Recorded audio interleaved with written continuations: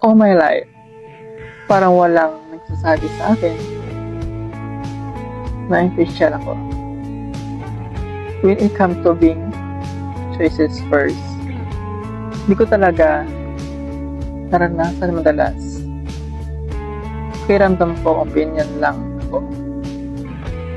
Someone, people, choice kapag wala silang iba mapili.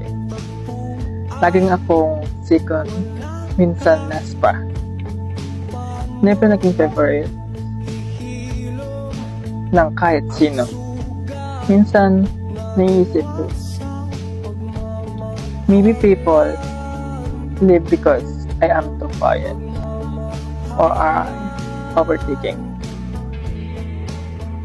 too much and someone now natanggap ko na lang sarili ko na baka hindi talaga ako enough for anyone.